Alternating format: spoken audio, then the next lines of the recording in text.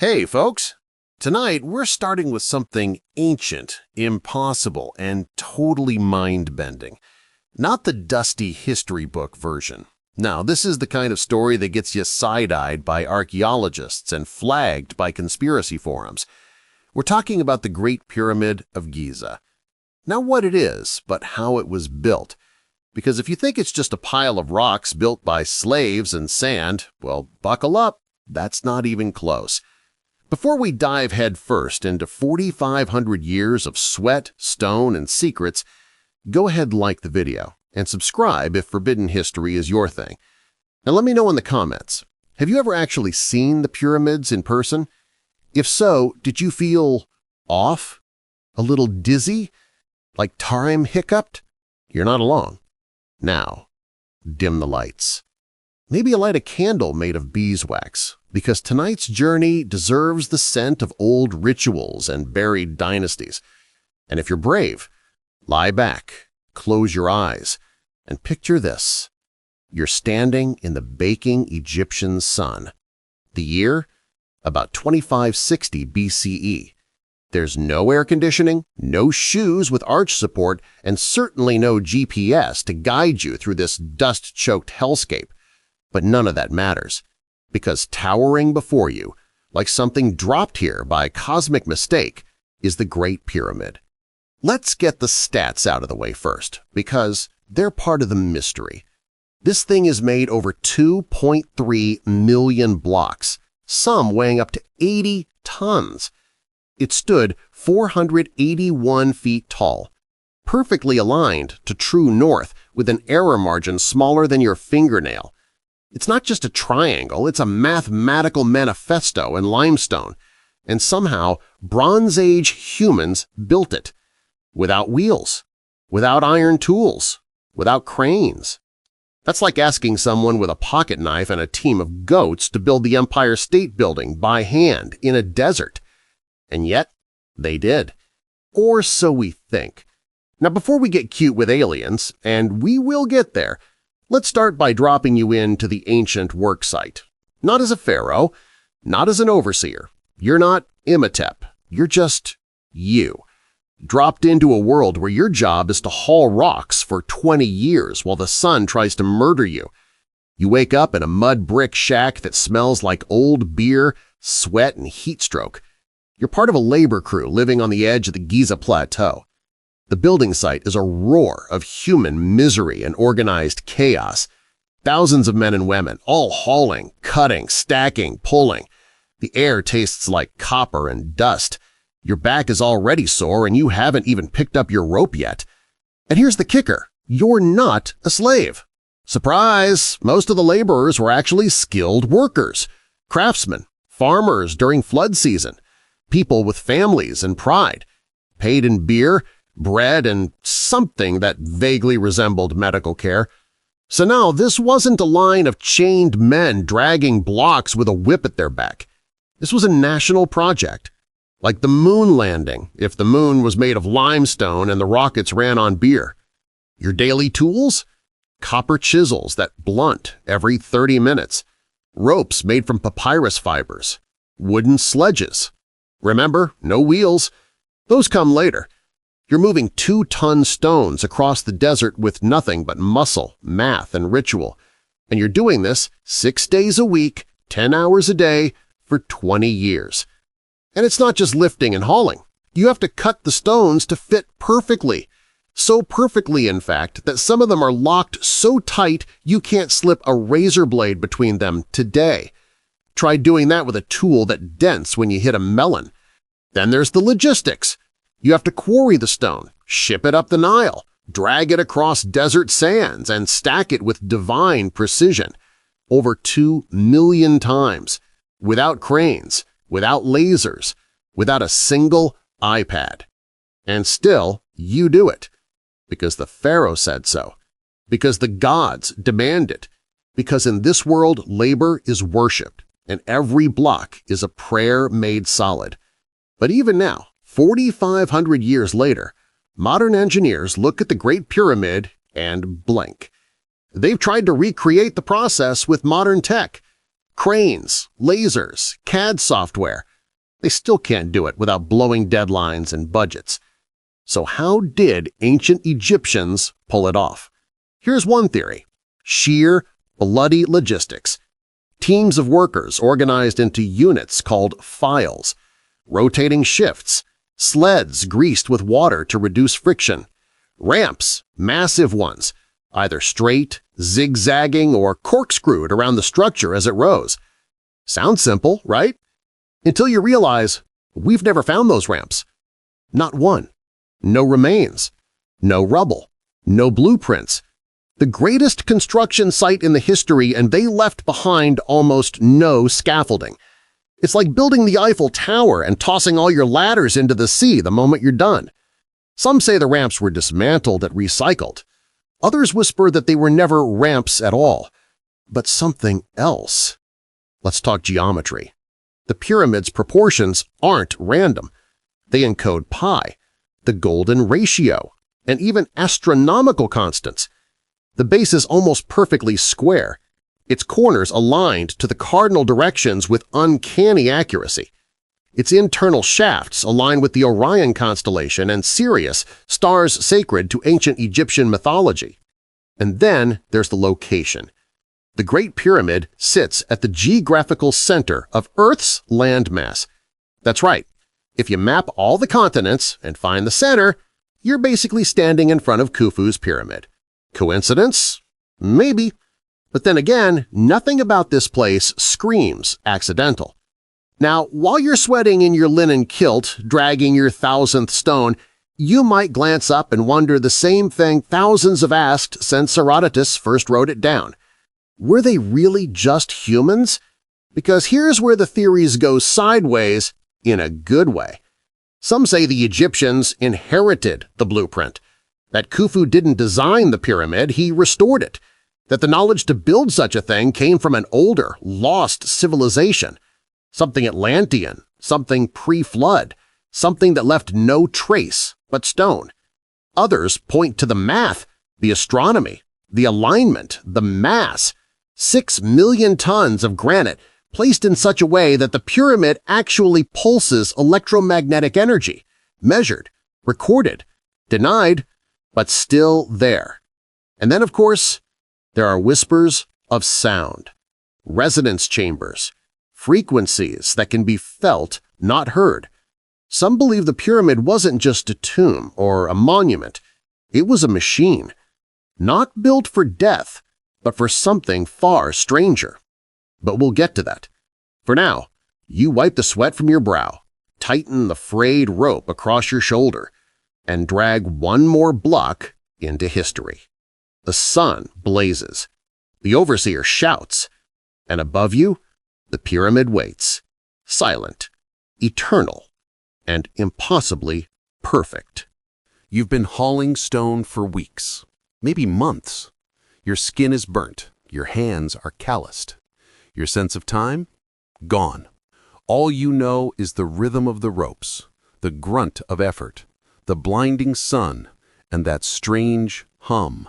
You didn't notice it at first. Just a low vibration, like a distant swarm of bees inside your bones.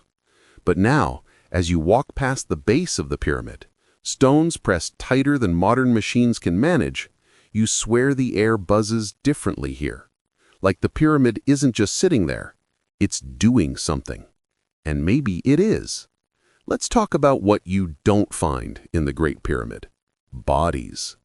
Despite being labeled a tomb, there's not a single confirmed mummy inside.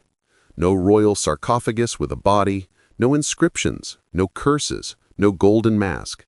Not even a "Khufu was here" graffiti. Just silence. Compare that to the tombs in the Valley of the Kings, plastered with symbols, curses, gods, and funerary art. The pyramid? Stone, precision, emptiness. Some Egyptologists argue that everything was looted long ago. Fair. But even then, not one scrap of funerary art? No Anubis? No Book of the Dead? This isn't a tomb, it's an enigma with a limestone overcoat. Now, let's step inside. First, you crouch. Because the entrance, it's not grand. It's narrow, steep, claustrophobic. You're immediately swallowed by cool, dry silence. The temperature drops. The smell changes. The air is still but charged, like the inside of a storm cloud. Your torch flickers. The passage narrows into the descending corridor, a 300-foot slope that plunges deep underground. Then there is the ascending passage, the grand gallery, and finally the king's chamber, a perfectly rectangular granite room with a massive empty sarcophagus. No carvings, no paint, just angles and silence. But it's not what's in the chamber that matters. It's what happens in it. In 1993, German engineer and pyramid researcher Rudolf Gantenbrink sent a robot named Upuwout up one of the air shafts in the Queen's chamber. Not only did it find a mysterious door with copper handles at the end of the shaft, but beyond it, another chamber. One still sealed to this day. Let that sink in. There's a chamber inside the pyramid that no human has ever entered. It's just sitting there, behind a mysterious door, in a shaft too small for a man to crawl through. So much for we've studied every inch. And then came 2017. Scientists from the Scan Pyramids project used cosmic ray muon imaging, a fancy way of saying space particles that detect density, to scan the structure. What they found blew everyone's sandals off. A massive hidden void above the grand gallery, at least 100 feet long, unknown, unexplored, undisturbed for 4,500 years.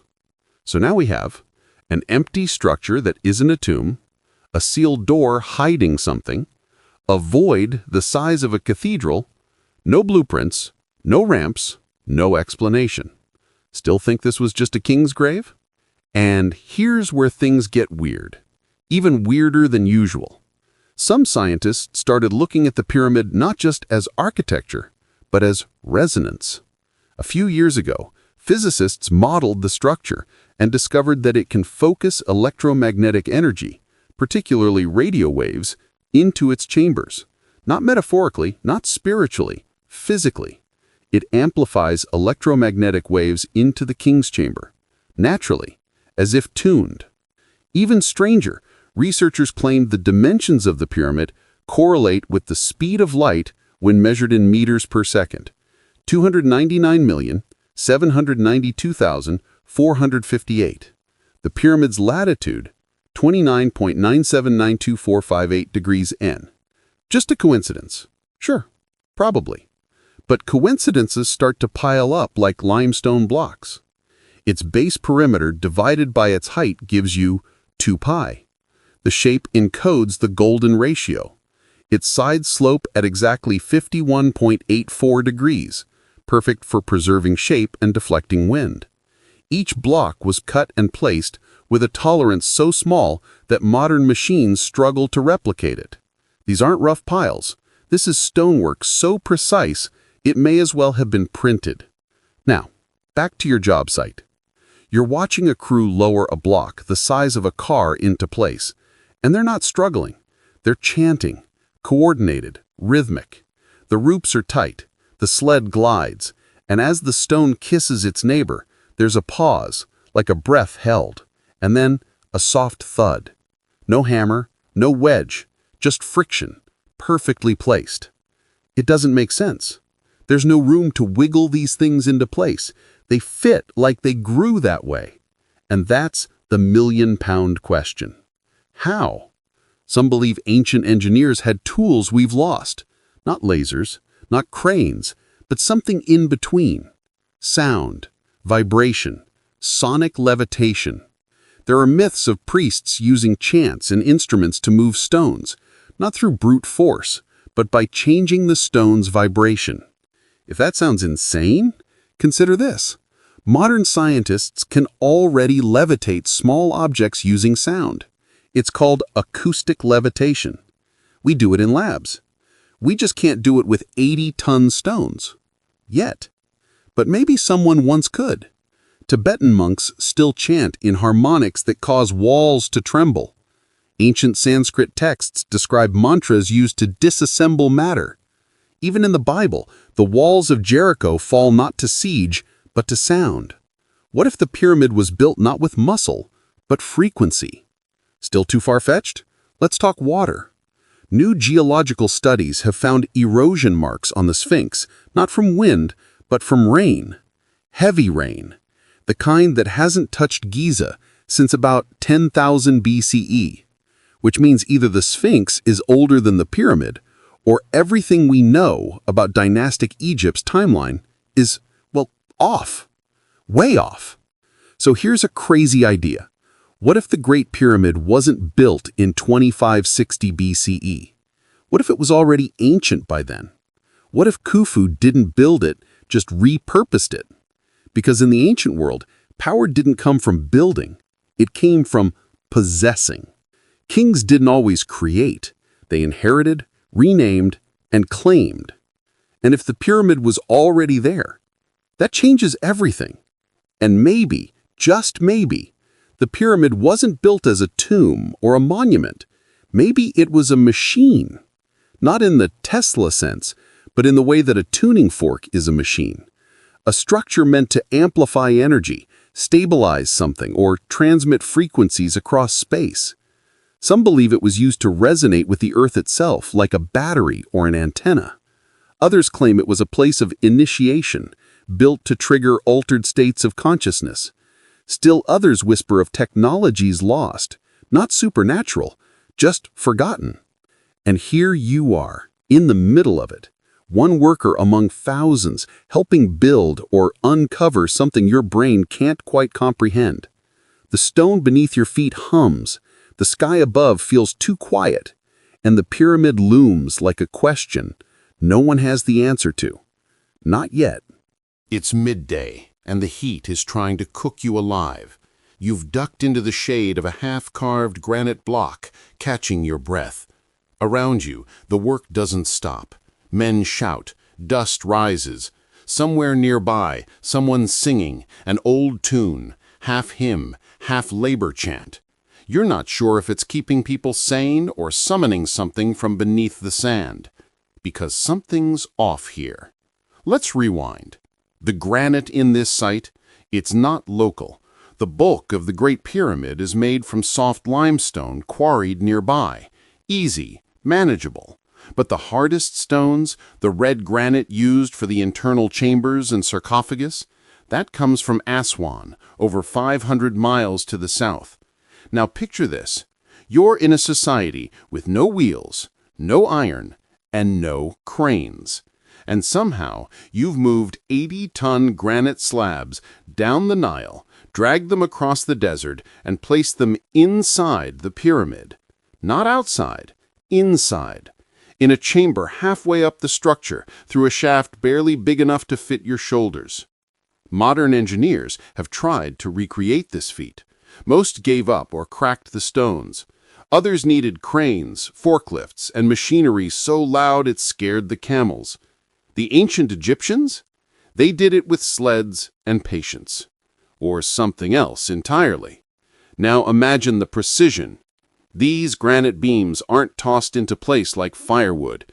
They're stacked, interlocked, balanced above the king's chamber in a formation that disperses weight perfectly. 5 layers of beams, over 400 tons, arranged in a way that modern structural engineers openly admire, or panic about.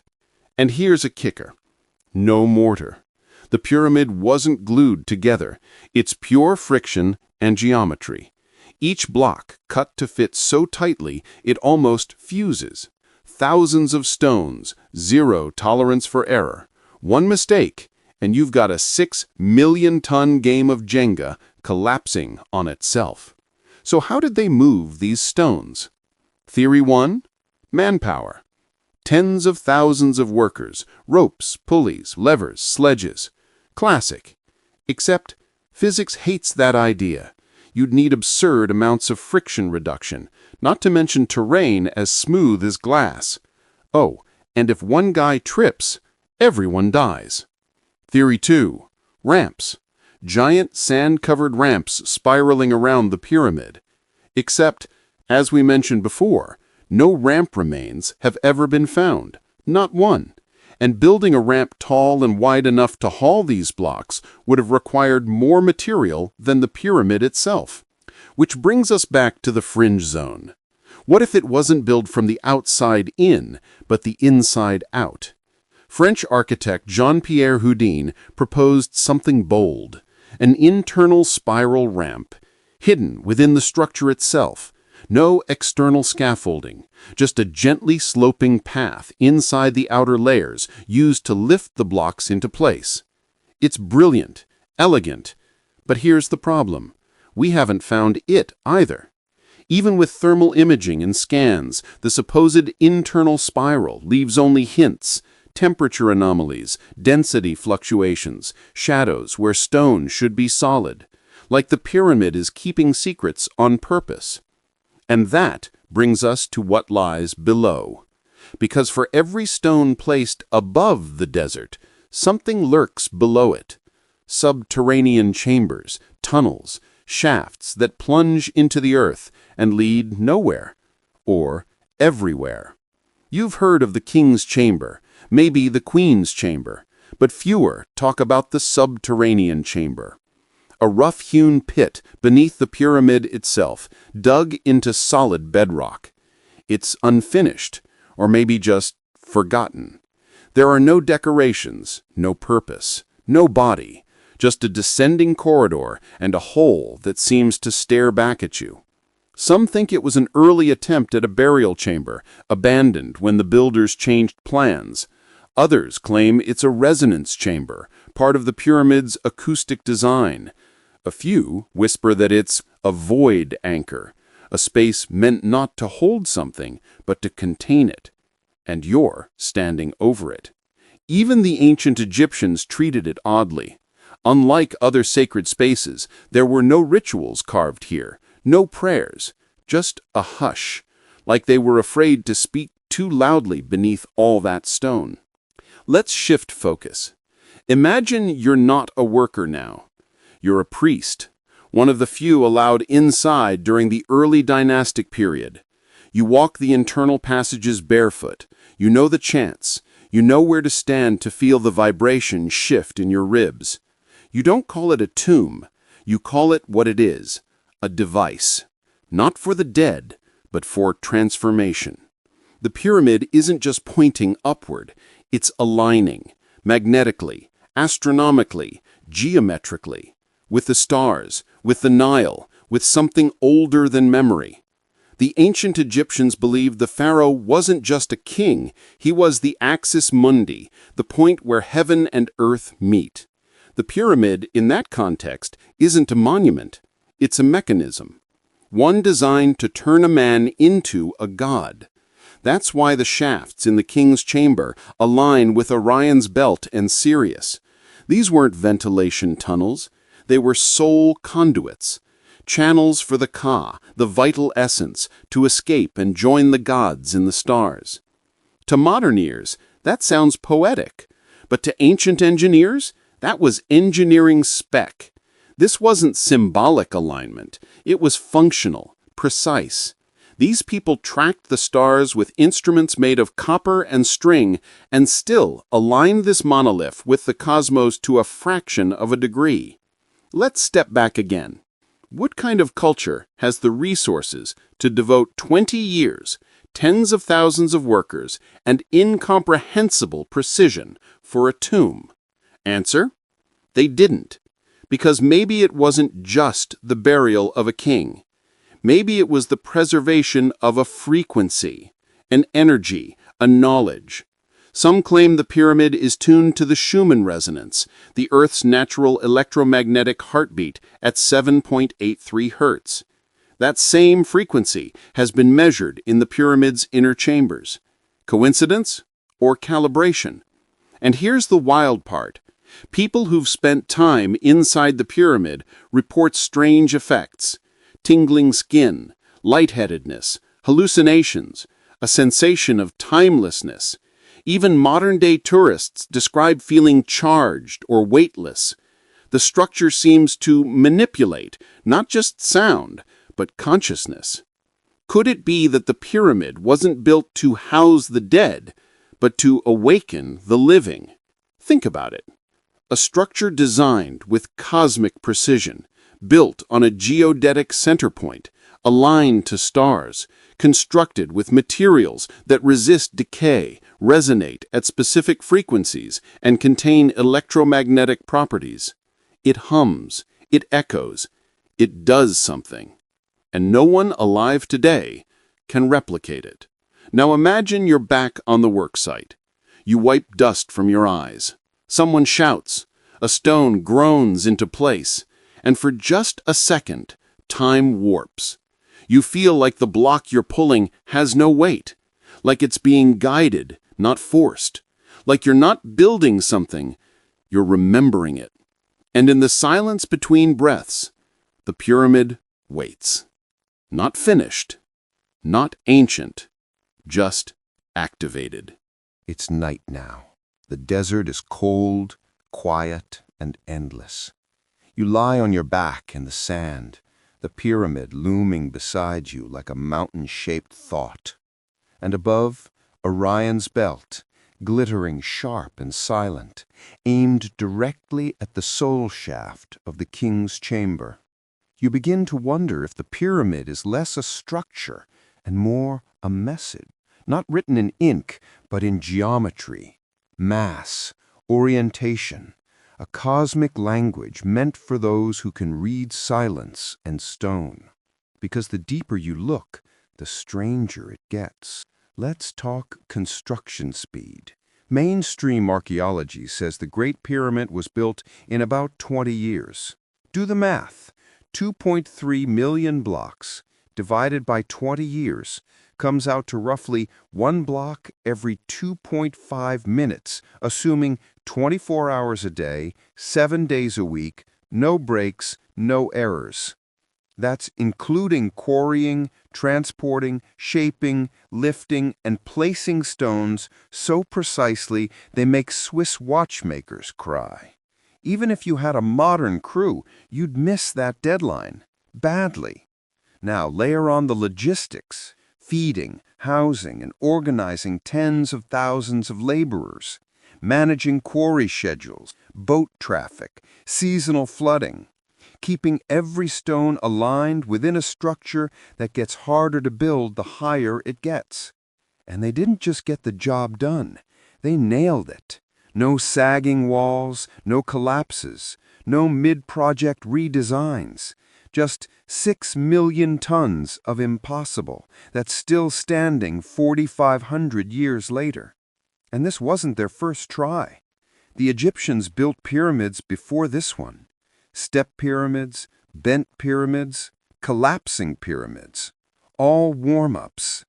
And then, suddenly, boom. They build the Great Pyramid. Perfect angles, perfect proportions, zero learning curve. As if they'd suddenly remembered something instead of invented it. And then, nothing. The pyramids that came after? Smaller, sloppier, decorative. The knowledge vanished, like a spell broken.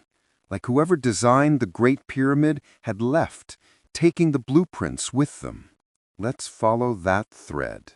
Some believe the Great Pyramid was built with external help, not from aliens and flying saucers, but from an earlier human civilization, a lost culture with knowledge of advanced engineering, mathematics, and possibly even energy manipulation. Think Atlantis, not as a sunken theme park, but as a metaphor for something older than dynastic Egypt. A pre-cataclysmic society that left behind monuments too large to erase and too strange to explain. Look at Göbekli Tepe, 11,000 years old, built before agriculture. Carved stone pillars with perfect balance and cosmic alignment.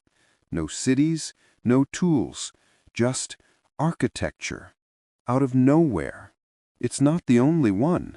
Across the globe, from Pumapunku to Baalbek, from Angkor Wat to Teotihuacan, we see the same patterns.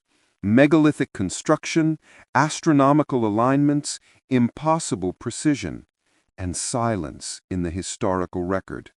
It's almost like there was a chapter of human history that got deleted. Flood myths exist on every continent, from the Bible's Noah to the Epic of Gilgamesh to Aztec and Sumerian texts. They all describe a world-ending deluge. And what comes after? Survivors with knowledge, builders, gods who teach agriculture, astronomy, writing. Some call them deities, others engineers, carriers of memory. Is it so crazy to think the Great Pyramid might be a surviving artifact of that memory? Not built by aliens, but by humans, older and wiser than we've allowed ourselves to imagine. And then there's the symbolism. The pyramid isn't just a tomb or a machine or a monument. It's a map, a three-dimensional diagram of the soul's journey. In ancient Egyptian cosmology, death wasn't the end. It was ascent, a transformation of energy. The pyramid's internal design echoes that journey, descending into darkness, then climbing through the grand gallery toward light, air, and stars. The pyramid is shaped like a mountain. In nearly every mythology, mountains are sacred. They connect the heavens and the earth. In Hinduism, it's Mount Meru. In Greek myth, Olympus. In Mesoamerica, pyramids literally are mountains, man-made stand-ins for the axis of the world. The Great Pyramid is not just geometry, it's cosmology in limestone. Its missing capstone? That's not an accident.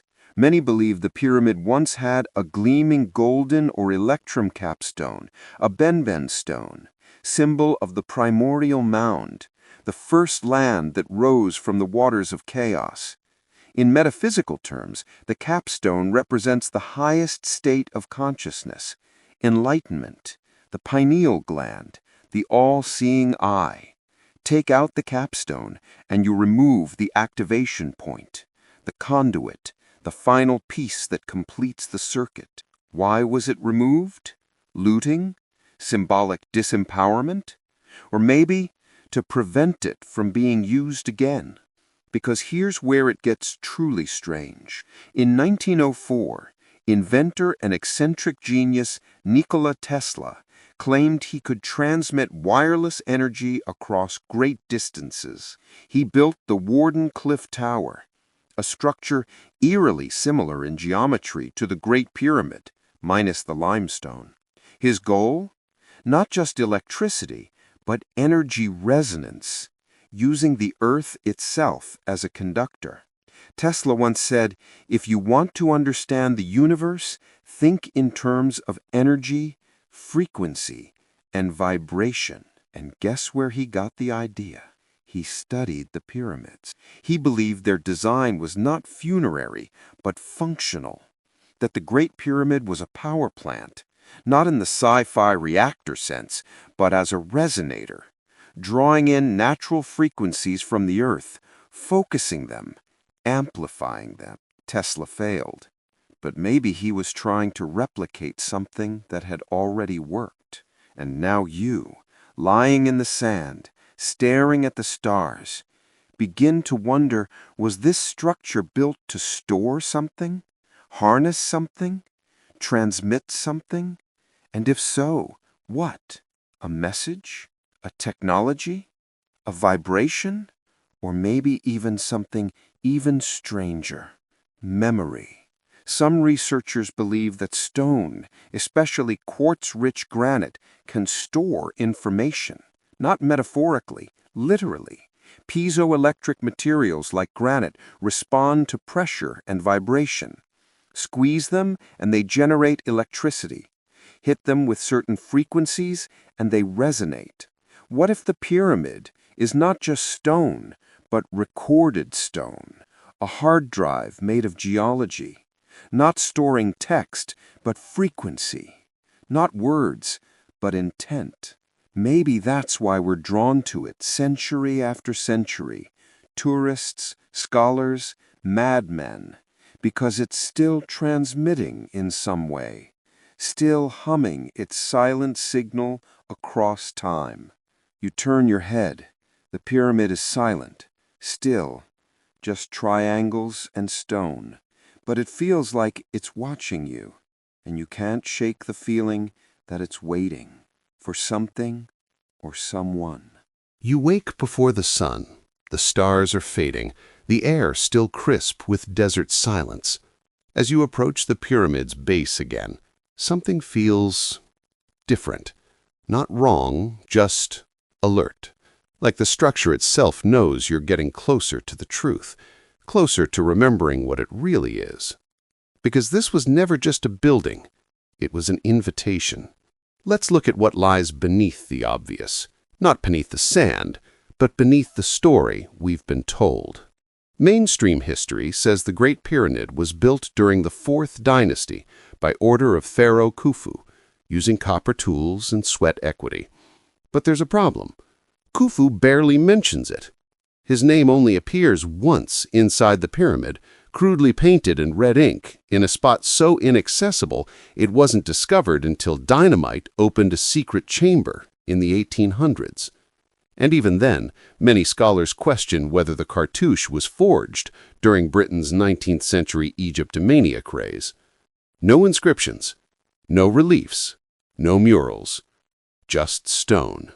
So why would the most ambitious building project in human history be left unsigned? Think about it. Kings engrave their names on spoons. They don't build the tallest structure on earth and forget to say, "This was mine." Unless it wasn't. Unless Khufu didn't build it. He found it. And if that's true, then we need to rethink everything. The timeline, the tools, the builders. Because a project of this scale requires something ancient Egypt didn't have. Planning, yes, but also a reason. A function, something worth devoting decades of national resources to, something greater than a tomb. So let's go back into the geometry. We know the pyramid is aligned to true north with shocking accuracy, off by only 3/60ths of a degree. That's better than modern buildings using GPS. Its base is nearly perfectly level. It encodes pi, the golden ratio, and harmonic frequencies. The internal shafts align with Orion and Sirius at 2500 BCE. But here's the twist. Those same shafts align with different stars thousands of years earlier and later, almost like the pyramid was designed to track time. Some researchers believe the pyramid isn't just a machine, but a clock. Not for hours, for epochs. Let's break this down. Each side of the Great Pyramid is slightly concave, forming a subtle inward curve detectable only from the air. Why? One theory, to track equinox shadows with extreme precision.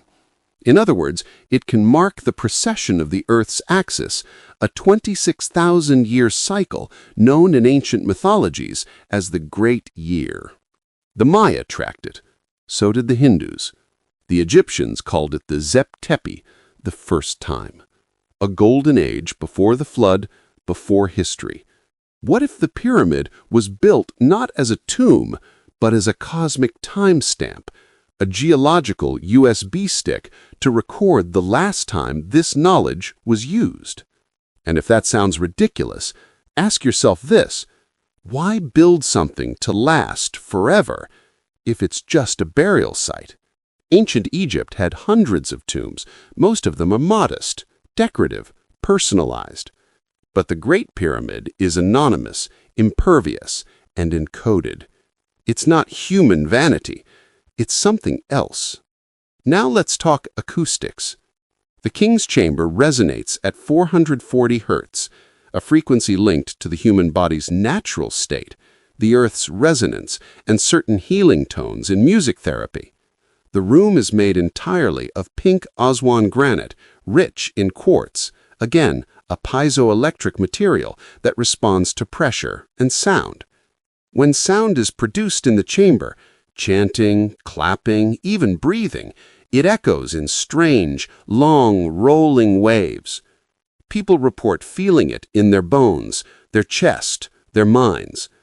Not hearing, but experiencing. The Grand Gallery functions like a waveguide, a resonance tunnel. Some researchers think it was tuned to amplify harmonic frequencies. If so, this isn't architecture. It's instrumentation. Could it be that the pyramid was used for initiation, not into religion, but into consciousness? Here's a theory pulled from mystery schools and esoteric traditions. The initiate, usually a priest or pharaoh, would be placed inside the sarcophagus in the king's chamber. The chamber would be sealed. Total darkness, total silence, for 3 days. And during that time, something would happen. Maybe sensory deprivation, maybe vibrational stimulation, maybe something we can't yet name. But whatever it was, the initiate would emerge transformed. Dead to the old self, reborn with knowledge, vision, purpose. Not burial, metamorphosis. This mirrors countless traditions. Jesus entombed for 3 days, Osiris dying and rising. Shamans entering the underworld in symbolic death. Across cultures, we see the same idea. Transformation through stillness, through vibration, through silence. And here's the curveball. Modern researchers have tried to recreate this. People placed in the king's chamber under controlled conditions report hallucinations, visions, out-of-body experiences. Some see light where there is none, others hear whispers. A few feel intense emotions, joy, terror, calm, without cause. None of them say it feels just like stone. And now imagine that on purpose, controlled, tuned, with sound, incense, intent. A ritual not to bury, but to ascend. The pyramid as a chrysalis, not grave. And then there's the electromagnetic data. In 2020, researchers modeling the pyramid structure found that it can focus EM energy into its chambers. Again, not metaphysical, measured, simulated. Under certain conditions, the pyramid behaves like an antenna, a collector, a transmitter. Transmit to what? No one knows. But the ancients believed communication was not just vocal, it was vibrational. Prayer, chant, geometry, color, scent, each was a frequency, a dial, and the pyramid may have been their satellite dish. You sit beside the base now, eyes closed, hand resting on the warm limestone, and you realize something you haven't admitted yet. You've felt it this whole time. A pull, a vibration, a knowing that this thing isn't just old, it's awake. Maybe it always has been. You're walking the causeway now, slowly, quietly. The workers are gone, the dust has settled. The pyramid towers above you, not as a ruin, but as a question, one that refuses to be answered with mere stone. You're not looking at it like a tourist anymore. You're not even looking at it like a builder. Now, you're looking at it like a witness. Let's break the final spell. For centuries, the Great Pyramid has been defined by absence. No mummy, no tomb art, no tools, no plans. But maybe that absence is intentional. Maybe it's an invitation to look deeper. Because what remains is more powerful than any scroll or relic. The structure itself is the message. The ancients encoded knowledge in what they built, not just what they wrote. And when the language fades, the stone still speaks. So what does it say? Let's read it like a book. Its base spans 13 acres, leveled to within a fraction of an inch. That's not aesthetic, that's calibration. Its height and base encode planetary dimensions. Its corners point to the cardinal directions. It's oriented within 30/60ths of a degree to true north, without compasses. The entire structure is made of 2.3 million blocks, totaling 6 million tons, stacked in a shape that distributes weight so evenly it survived everything: earthquakes, looters, time itself. That's not superstition. That's engineering. It is the only one of the 7 wonders still standing. And yet, this culture, capable of cosmic precision, left no record of how it was done. Unless this is the record. Unless the Great Pyramid was built not to store the dead, but to store the future. A monument that doesn't just tell us where we came from, but what we forgot. So, let's recap what we've uncovered. A structure aligned with the stars, the Earth's poles, and mathematical constants. A construction feat so exacting it rivals or exceeds what we can do today. Internal chambers tuned to resonate at frequencies matching the Earth and the human brain. Geological and astronomical clues suggesting it may be older than believed or built with knowledge from a civilization now lost. Evidence of power transmission, energy resonance, acoustic engineering, and even consciousness transformation. And all of it wrapped in an official story that says, it's just a tomb. But the deeper you go, the more that explanation falls apart.